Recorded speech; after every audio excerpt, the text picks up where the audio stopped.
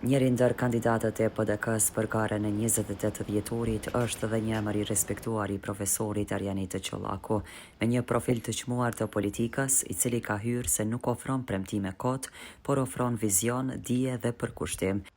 Ishte sportist i dalluar dhe tani veteran i sportit. Ai përmendi disa arsye por që pse ka hyrë në këtë garë, por njëra prej tyre është vizioni dhe plan programi i PDK-s. Unë jam Arjanit Çollaku, jam profesor i historisë në politikë, jam hyrë me faktin se nuk ofroj premtime kote, por ofroj vizion, dije dhe përkushtim. Jam në fushën e arsimit që nga viti 2008, tash plot 18 vite jam në edukim dhe arsim. Po ashtu jam edhe sportist, por tash veteran i sportit.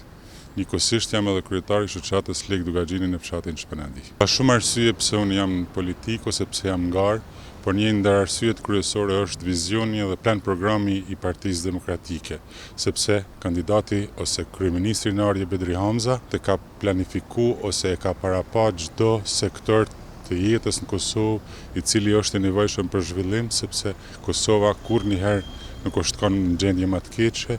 Të marrë parasysh faktin sepse të rinjtë e Kosovës nuk janë duke shikuar Kosovën si të ardhme, por vetëm vend i cili nuk ofron mundësi. Kosova vërtet nuk ka naftë, por ka dije, ka rini dhe ka potencial. Këtë rini, këtë potencial ne duhet të punojmë dhe të angazhojmë që të shohim Kosovën si ardhmja e tyre, si vendi ku marrin kuptim ëndrat e tyre dhe jeta e tyre. Vizioni i kandidatit Arjanit Çollaku është se pasi vije nga fusha e arsimit, pasi ka një eksperiencë të gjatë në këtë fushë dhe pika kryesore do të jetë mbështetja mësimdhënësve, kur dihet se dita mësimdhënësit vetëm planifikojnë të largohen nga Kosova. Pasi që vi nga fusha e arsimit, i komplet vizioni im do të jetë i përkushtuar ose i përqendruar tek arsimi, sepse kam eksperiencë në arsim dhe i di komplet të gjithat metat dhe pasojat cilat janë duke e shkatruar arsimin çdo ditë më shumë. Pika kryesore ose vizioni im do të jetë mbështetja e arsimtarëve dhe profesorëve, të cilët dita ditës vetëm janë duke humbur motivin për punë. Arsyeja e humbjes motivit për punë është sepse ata nuk kanë pagat të dinjitetshme.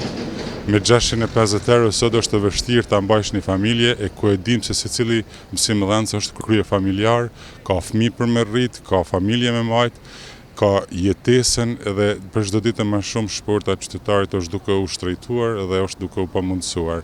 Po më vjen keq shumë sepse çdo ditë më shumë kolegët e mi me pagat 650 euro vetëm janë duke shikuar se si me ikë për këtij vendit. Kosova nuk është vend që duhet me ikë, po Kosova është vend që duhet me qëndru e me punu këtu.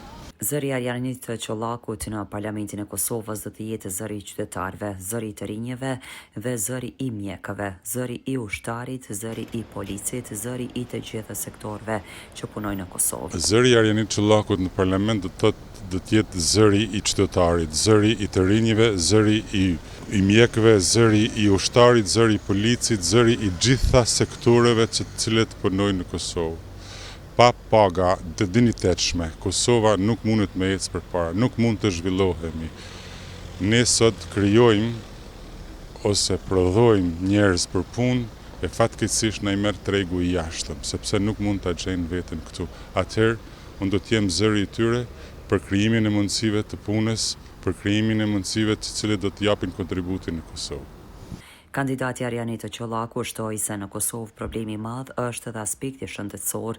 Nëse arrin të bëhen deputet, angazhimi im do të jetë shtyrja që sa më parë të bëhet sigurimi shëndetësor, si dhe do të jetë më mbështetës i fuqishëm i bujqësisë.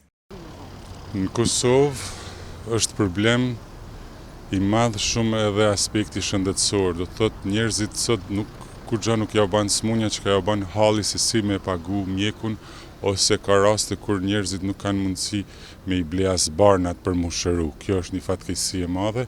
Unë në mandatin nëse do të bëhem deputet, do ta shtyj përpara sigurimin shëndetësor për secilin qytetar të Kosovës.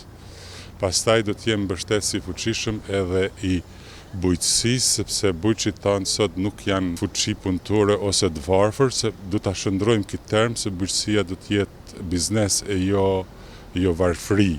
ata nuk kanë nevojë për letra, për burokraci, ata kanë nevojë vetëm për mbështetje dhe subvencione makineri, sepse sot teknologjia është fjala e fundit e cila kryen punë e jo forca ose fuqia njerëzore.